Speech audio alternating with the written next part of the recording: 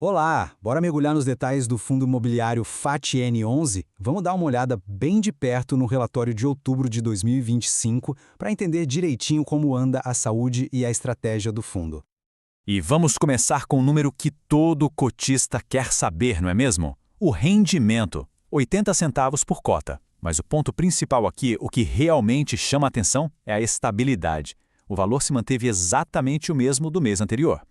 E isso já levanta a grande questão desta nossa análise. Como é que o fundo conseguiu segurar esse pagamento consistente para os cotistas, ao mesmo tempo em que estava, assim, a todo vapor expandindo a carteira de imóveis? É exatamente esse quebra-cabeça que a gente vai montar agora. Para a gente entender essa mágica, vamos começar pelo básico, os principais indicadores do mês. São eles que contam a história de como o fundo performou. Ok, olha só que interessante. A receita total do fundo deu um salto de mais de 5% em um único mês.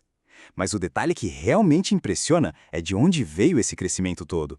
Um pulo de mais de 12% só na receita com aluguéis. Isso é um sinal claríssimo de que os imóveis estão rendendo muito bem. E a razão para esse sucesso tem nome e sobrenome. É a estratégia Plug and Play.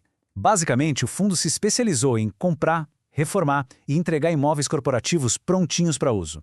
É só chegar e trabalhar. Isso atrai uma demanda gigante daquele pessoal do middle market, sabe? Empresas que precisam de agilidade e não querem dor de cabeça com obra. E quer ver o resultado disso na prática? Tá aqui. A média de tempo para alugar de novo um imóvel que ficou vago é de apenas 13 dias. Gente, isso é uma velocidade incrível. Minimiza o tempo que o imóvel fica vazio e, claro, maximiza a grana que entra. O resultado final de tudo isso é uma taxa de ocupação lá no alto. Em outubro, o portfólio estava 98,4% alugado. Para ter uma ideia do que isso significa, era apenas um único conjunto vago em todo o portfólio do fundo. Impressionante. Beleza, mas a gestão não está só sentada cuidando do que já tem. Vamos ver agora como eles estão crescendo o portfólio. Eles estão o tempo todo se movimentando, comprando e vendendo para otimizar a carteira. Só em outubro, o fundo adicionou mais de 2.500 metros quadrados à carteira. Foram aquisições em 3 novos edifícios. E olha que interessante, expandindo a presença para regiões com muito potencial em São Paulo, como Barra Funda e Chácara Santo Antônio. E a forma como essas compras foram pagas foi uma tacada de mestre. 81% do valor foi pago com entrega de cotas do próprio fundo. Na prática, isso quer dizer que eles preservaram o caixa para outras oportunidades, o que mostra uma gestão financeira muito eficiente, muito inteligente. Mas como eu disse, a estratégia não é só comprar. O fundo também vende ativos para realizar lucro e otimizar a carteira.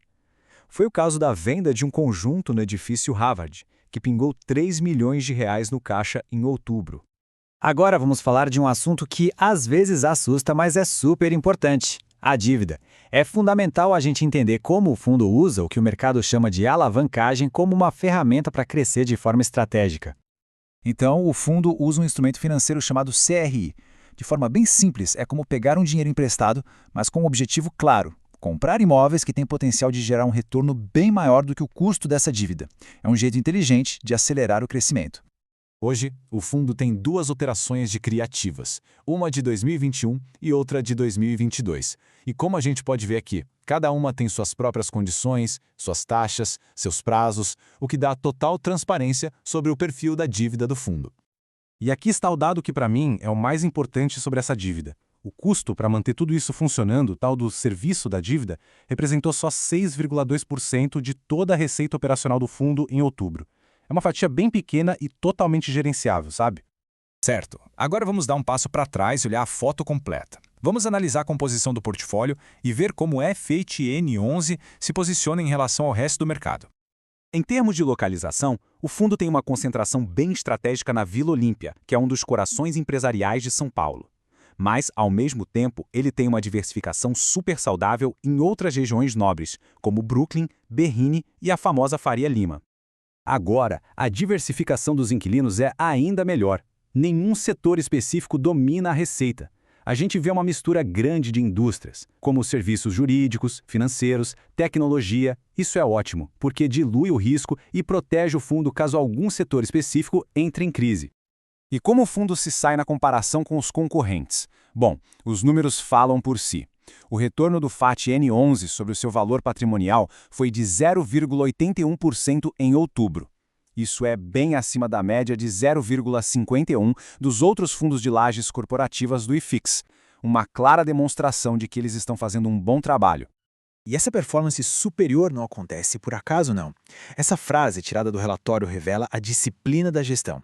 Eles têm uma regra de ouro: só compram um imóvel se a projeção de retorno for de, no mínimo, 10% ao ano mais a inflação. Essa disciplina que guia o crescimento.